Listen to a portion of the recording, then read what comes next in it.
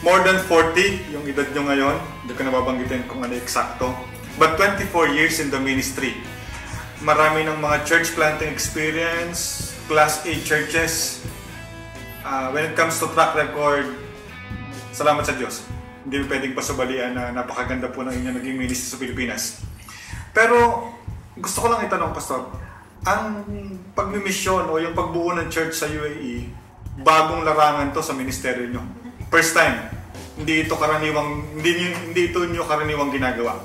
Hindi ba naging mahirap sa inyo na magsimula ng church dito sa UAE? O kung naging madali man, kung hindi naging mahirap, kung naging madali man, ano yung naging dahilan para maging madali o para maging mahirap yung pagkatatag nyo ng IRM UAE? Nung una, inisip ko na madali mapapasimulan ng gawain. So, sabi ko may mga kapatid na nauna na ron at maigagather ko. Kaya panatag ako na mapapasimulan kagad. Pero nung dumating na ako sa UAE, parang sabi ko mukhang iba yata yung sa inaakala ko. Dahil ang dami mga conflict na mga bagay.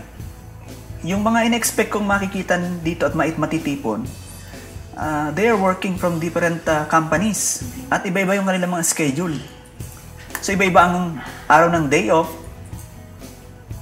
At marami sa kanila ay hindi ko alam kung paano talaga maaabot kasi wala namang means of communication. Yung mga mobile numbers na nasa akin ay hindi pala magagamit na paraan ng pag-reach out sa kanila sapagkat hindi naman pala yun yung ginagamit na number dito sa UAE.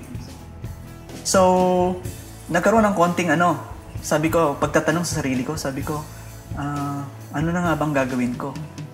And then, may mga kapatid tayo na nandito na nag-suggest, sabi nila, Pastor, may paraan dyan. Gamitin natin yung internet.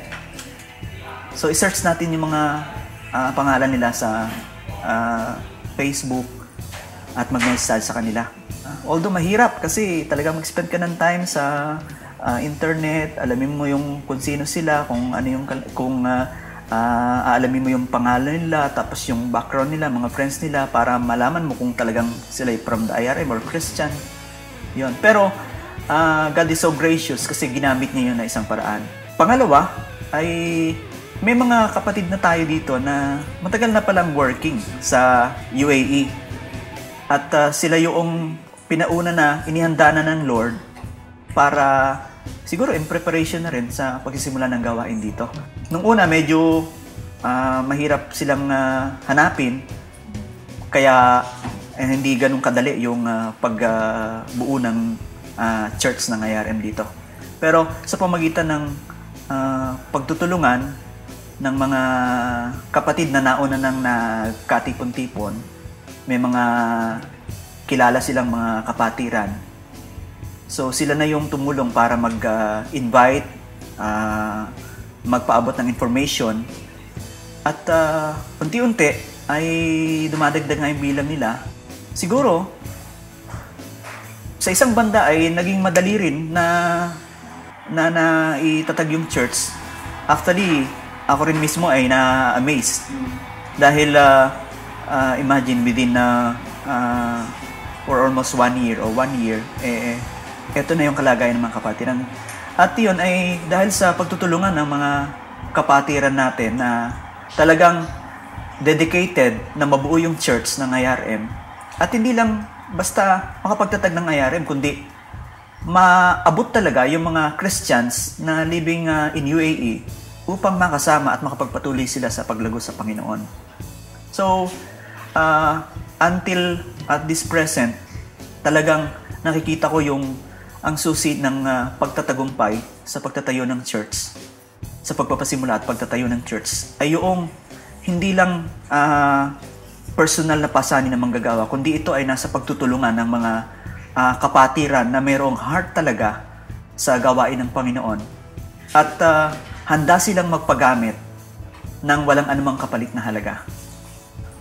Until now, talagang nakikita ko kung gaano ka-dedicated itong mga kapatid na to exerting their efforts, kasama na lahat, pati pinansyal, talagang upang maitaguyod yung church. At nagpapasalamat naman ako sapagkat ang Diyos ay nagdadala siya ng mga mananampalataya, maging matagal na at maging bago lang, upang maging katuwang sa pagtataguyod sa pag-unlad ng IRM Church ministry dito sa UAE.